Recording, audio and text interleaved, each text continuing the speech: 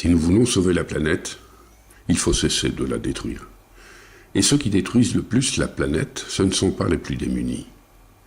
Les 10% les plus riches sont responsables de 50% des pollutions, parce qu'ils ont les moyens de consommer plus.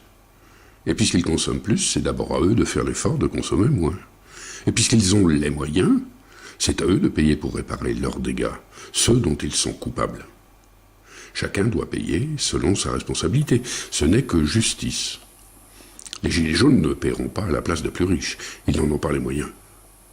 La dissuasion incitative dissuade aussi les plus riches de trop consommer pour protéger la planète et leur demande une contribution à hauteur de leur responsabilité pour soigner la planète.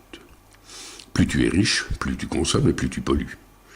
Avec la dissuasion incitative, plus tu pollues et plus tu paies. Et donc, plus tu es riche, plus tu paies.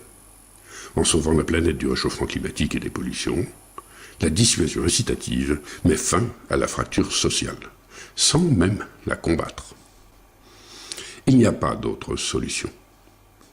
En tout domaine, le nerf de la guerre, c'est l'argent, même dans la guerre contre le réchauffement climatique.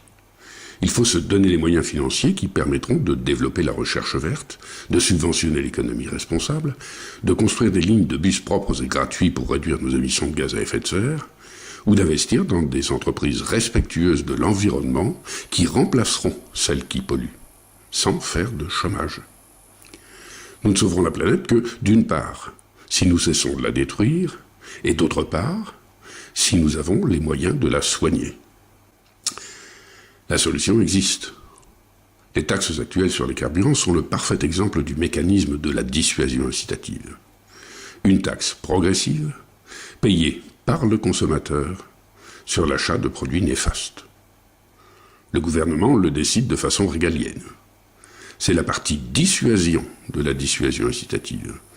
Si efficace que l'appliquer comme le fait notre gouvernement donne naissance aux gilets jaunes qui ne peuvent plus acheter de carburant mais ne peuvent pas s'en passer.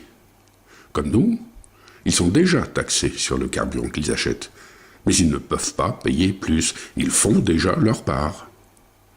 Le gouvernement répond en gelant la taxe. Le manque à gagner est énorme. Contrairement, la dissuasion incitative incite.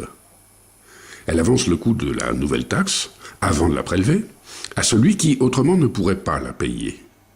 Il peut ainsi continuer à acheter du carburant, et donc payer les taxes déjà existantes, sauf celles de trop. Ça ne coûte rien à l'État, c'est un prêté pour un rendu. Chacun contribue selon ses moyens. Tant qu'on peut payer, on n'est pas remboursé, mais on sauve la planète. Les taxes non remboursées, payées un peu par les gilets jaunes et d'autant plus que l'on a les moyens de polluer, touchent de moins en moins de personnes, mais augmentent sans cesse et vont intégralement à la préservation de l'environnement. Chacun paie selon ses moyens et son impact environnemental. Les 10% les plus riches, qui émettent 50% des pollutions, paieront pour 50% des pollutions. C'est tellement simple. Pourquoi n'y avons-nous pas pensé plus tôt ?